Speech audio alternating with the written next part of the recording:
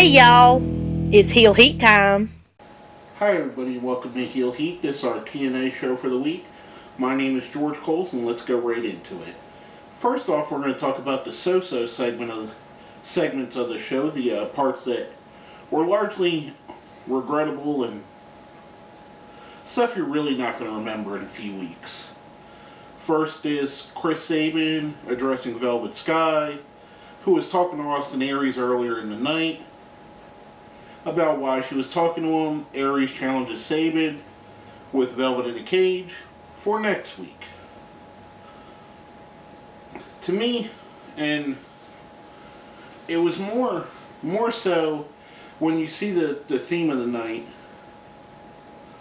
this would have been an okay little segment if the recurring theme of more in-ring promo than actual wrestling wasn't going on.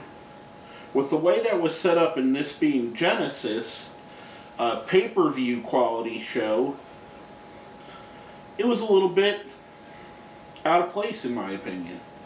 Not a terrible segment, but not good either. Which brings us to the next one.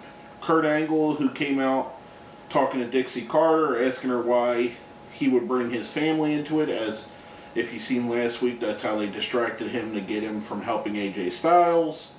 Which brings out Bobby Roode. They postpone their cage match to next week, which is the second part of Genesis. Now, normally, if you've watched on the shows in the past, I'm all for any interaction that involves Kurt Angle and Bobby Roode. Again, much like I said with Sabin and Aries and Velvet,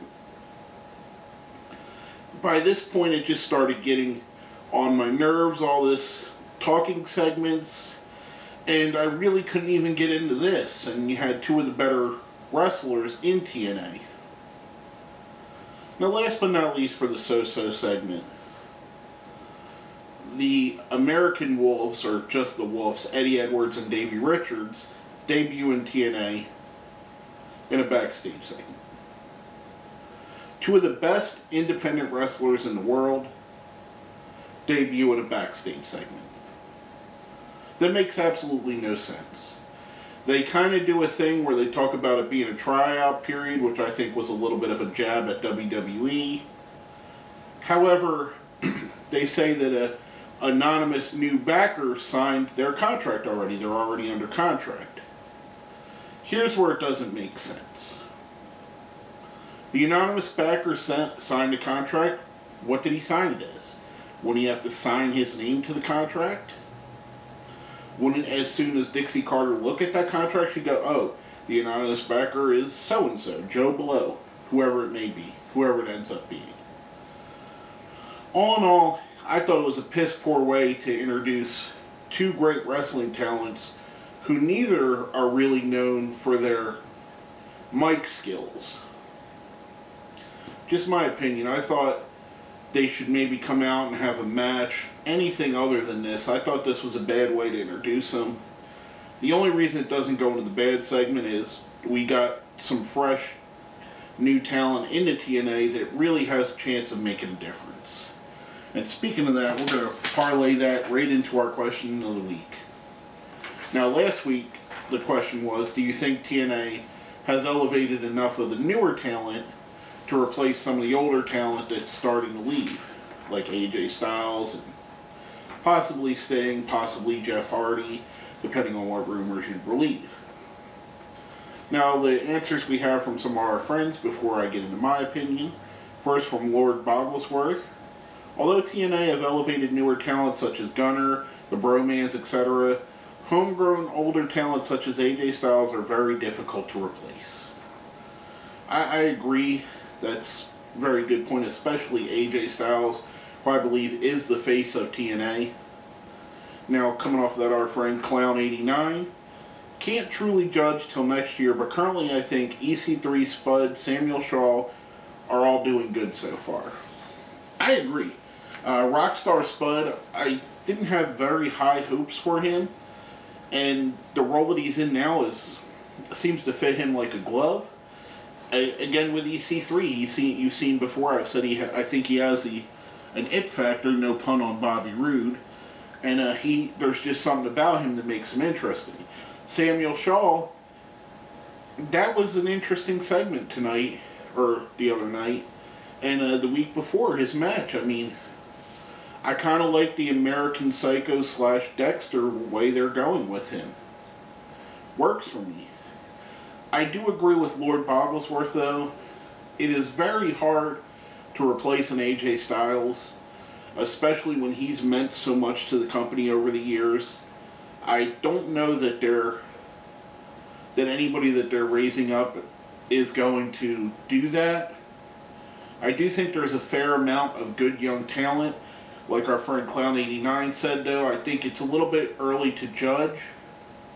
But at this point, just based on what I've seen so far, I don't think the new guys coming in are going to be able to handle what the old guys are leaving on the table. Now, coming off of that, we got our question of the week for this week. The theme of the show was Genesis. It used to be a pay-per-view. Now it's a pay-per-view quality TV show. I don't know how I'm going to word this. With it being named Genesis, would you consider the show that they gave us more of a genesis of a new TNA, or Revelations being the end of TNA? If you're not familiar with the Bible, that's where it comes from. Not a religious thing at all, just a play on words. Is this really the genesis of the new TNA, or is this the end of TNA, period? Let us know what you think. Hit us up on Facebook, hit us up on Twitter. Put your opinion down where? Down there in the comments. And coming off of that, we're going to go into our bad segments of the night. First off, the beginning clusterfuck promo. You had Rockstar Spud, Dixie Carter, all the heels came out, Magnus, Sting, EC3, the Sting's friends or the faces came out with him. This ran, I believe, over 2 segments and into a third when it transformed into a match.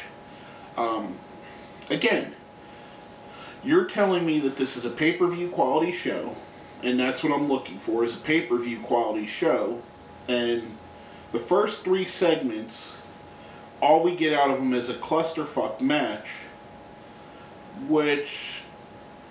and I'll talk about that right now too, because that's the next thing on the bad list. The 12-person tag match, Joe, ODB, James Storm, Gunner, Eric Young, and Joseph Park versus Lady Tapa, Bad Influence, Bromance, and Zema Ion. That has to be one of the worst matches I've seen in my life. I mean, you have several good wrestling talents in there. Samoa Joe, James Storm, Gunner, Eric Young, Bad Influence, Zema Ion. I mean, the concept was weird. You'd have one person roll in, they'd do a spot, they'd roll out, another person would roll in. It was just weird and just a bad match.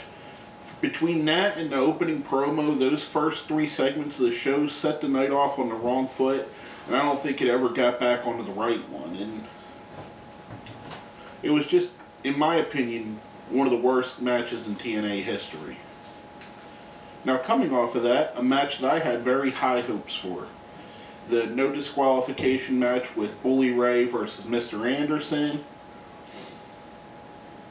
These two both have excelled in this style of match before. Bully Ray obviously is one of the legends of ECW and, table matches, all that good stuff. Mr. Anderson as well has excelled,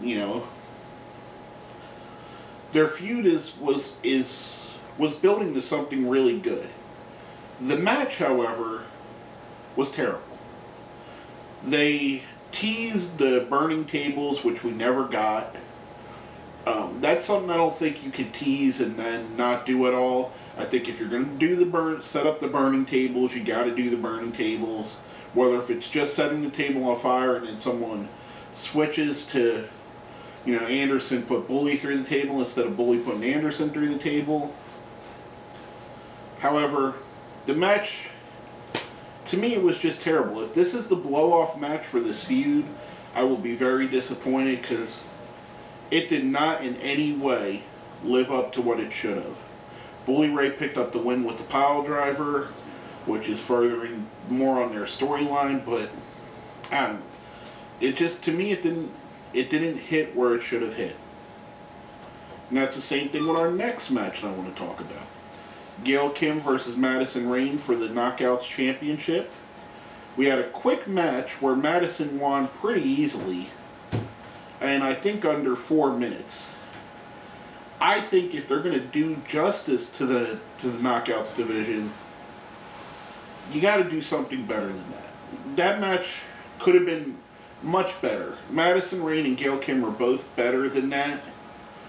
And it was just, to me, and a friend of mine named Triple F said this on Twitter, it seemed like all the talents were phoning it in, and that was one of the matches that it was really obvious that the two opponents were phoning it in. Last but not least, the main event of the night, which we're told was going to be the cage match with Bobby Roode and Angle, but that got moved to next week, was Ethan Carter III versus Sting, with Rockstar Spud as a special referee, an outside interference with Magnus. I don't know what to tell you guys, folks. Ethan Carter picks up the cheap win. Leaves us about 7 minutes left of TV time. At what point Sting grabs the mic, we go to commercial again. That was another reoccurring theme. There were way too many commercials. It really felt like for every 5 minutes of action, we had 2 minutes of commercials.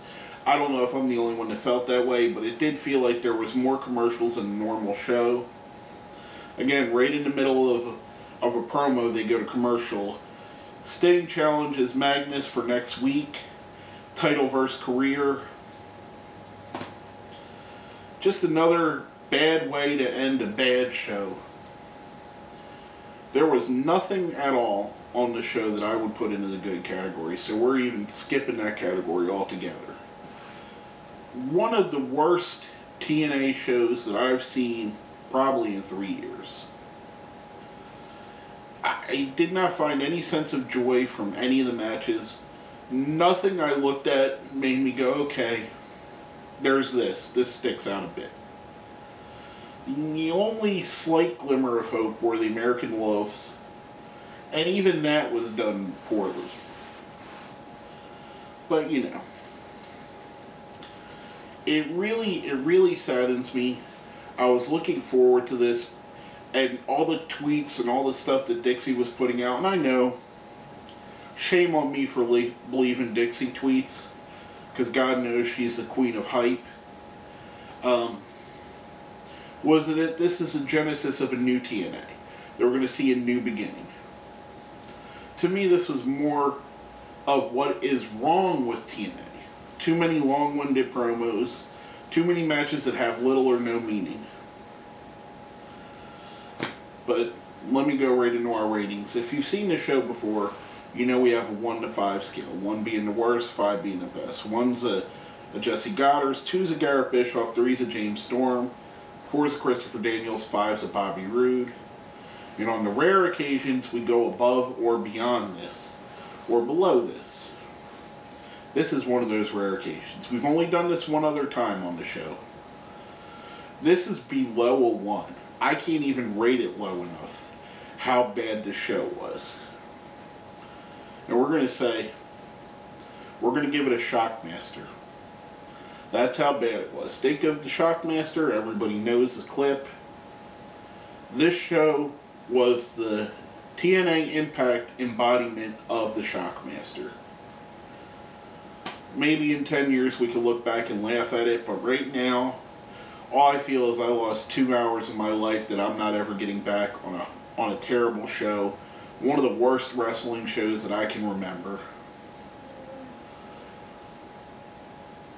But basically that's all I have to say about this. Before I do go off, and I forgot to say this on our WWE show, I did stick the picture on at the end.